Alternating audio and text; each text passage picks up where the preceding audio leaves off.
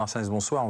Un sondage exclusif est là pour BFM TV. Réalisé dans la journée. Oui. Est-ce qu'il a réussi à trouver un point d'adhésion auprès des Français quand même, François Bayrou? Un seul, c'est le constat. C'est le constat quand François Bayrou dit notre pays est en danger parce que nous sommes au bord du surendettement.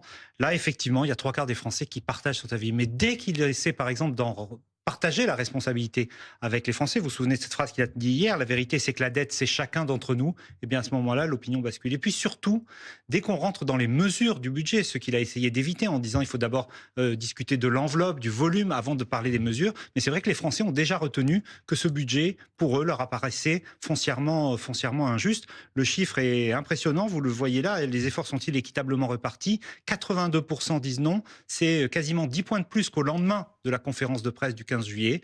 C'est cette perception d'inéquité du budget qui fait aujourd'hui la dureté, j'allais dire, de l'opinion à l'égard du budget du Premier ministre. Comment ça se traduit? Ça se traduit par l'autre chiffre que l'on va voir maintenant. On a demandé aux personnes interrogées est-ce qu'elles souhaitent que François Bayrou obtienne la confiance des parlementaires ou pas.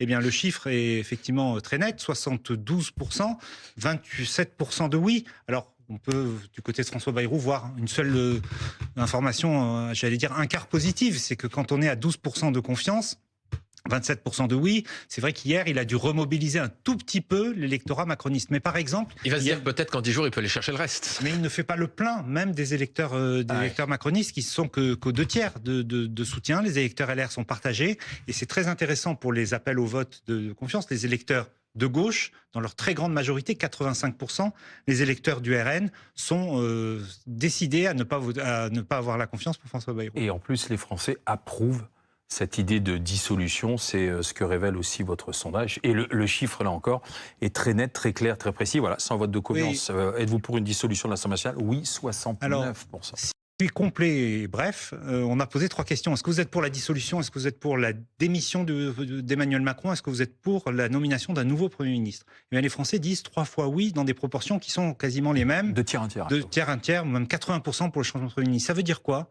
Ça veut dire que souffle une profonde envie de chamboule tout. C'est-à-dire que ce soit la démission du président, que ce soit la dissolution, que ce soit le Premier ministre, les Français ont envie que tout change. Et ça, c'est quelque chose que l'on n'a pas senti depuis longtemps.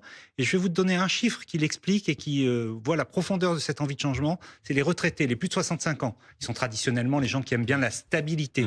Eh bien, ils sont 2 tiers aujourd'hui à souhaiter la dissolution de l'Assemblée nationale. Mais ça veut dire, pardon, pour résumer, que vous dites chamboule tout, les Français veulent la dissolution et la démission. Quand on leur propose dans ce choix, qu'est-ce que vous voulez, j'allais dire, ils nous répondent en fait, si on voyait les trois chiffres en même temps, ils répondent peu importe pourvu que ça change.